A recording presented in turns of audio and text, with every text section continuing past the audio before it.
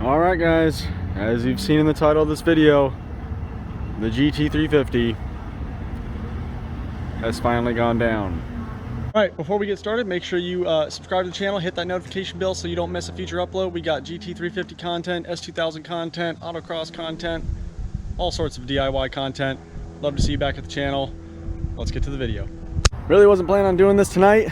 We just spent the last 2.5 days at Sebring for the races this weekend. And we're on our way home. It's like 11:30 at night. We're still an hour and 20 minutes away from home at least, and the car started to lose power.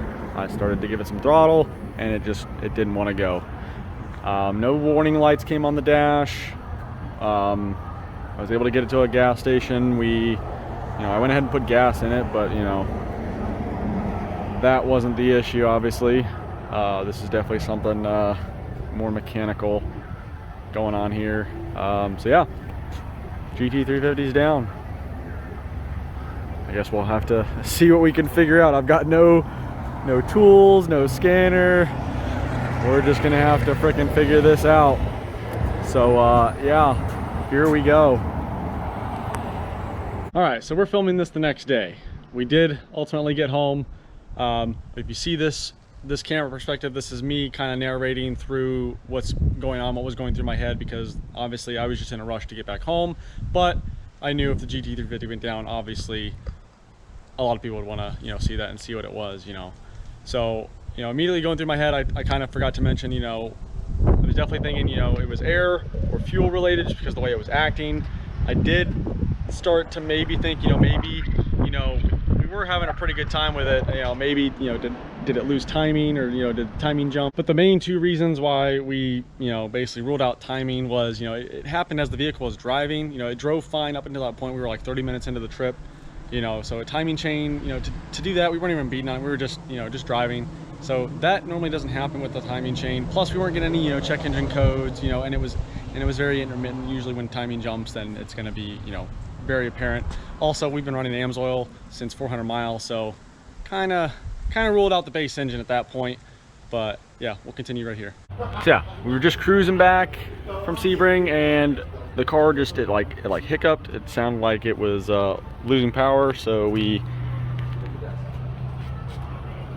just stuck in cruise.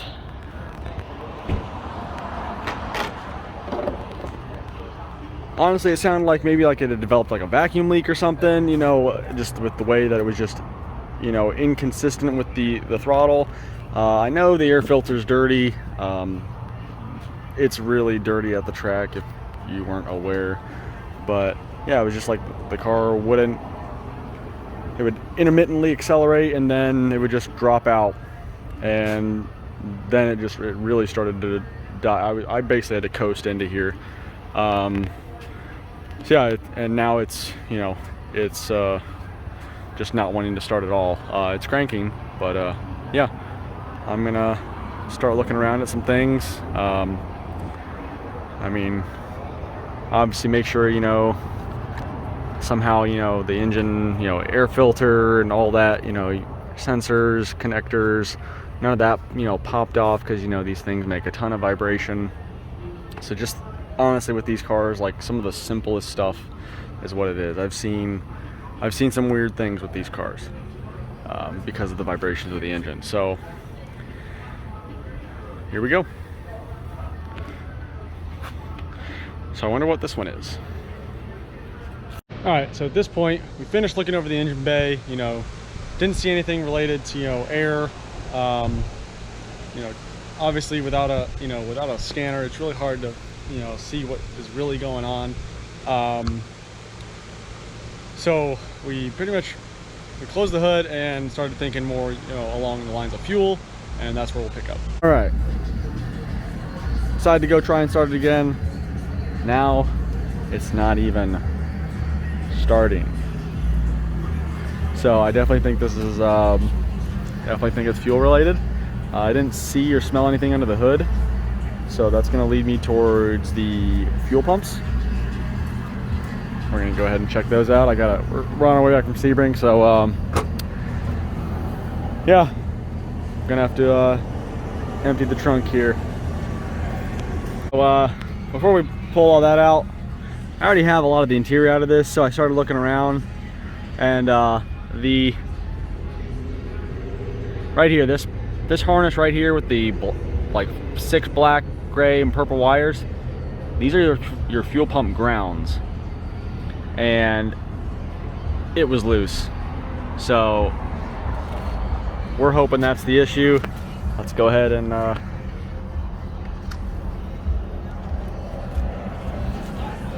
fortunately the gas station had one tool set that could be bought. So here we go.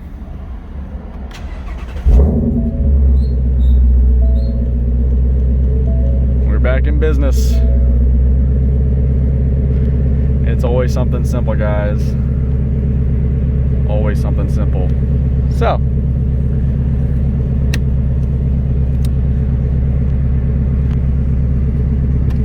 obviously, you know, could have been a lot worse, but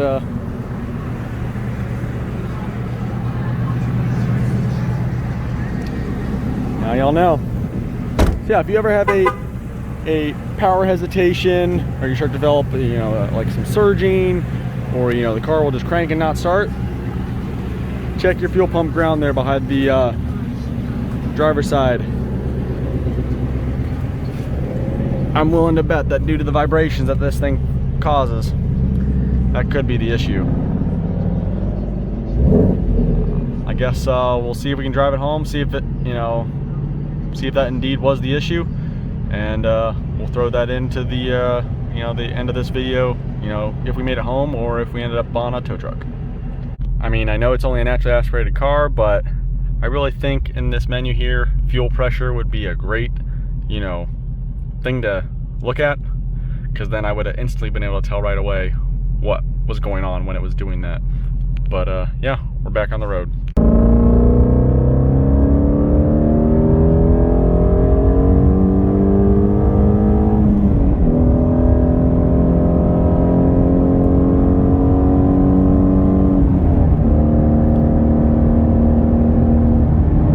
Looking good and sounding healthy. I guess we'll just have to keep our eye on it. We still got an hour and 20 minutes to go. It is now 11:40 p.m. Slight delay. Alright guys, that's going to conclude the video.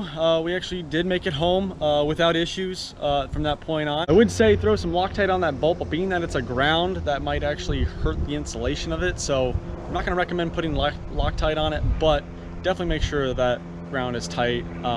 This is not the first time I've seen the ground for the fuel pumps come loose. It's just one of those things with the, you know, the vibration of this car. So thank you for watching. We had a hell of a time down at Sebring. Got to take a couple people out for some GT350 experiences, their first ones. We'll put reaction videos up here later on, you know, in the coming week or so.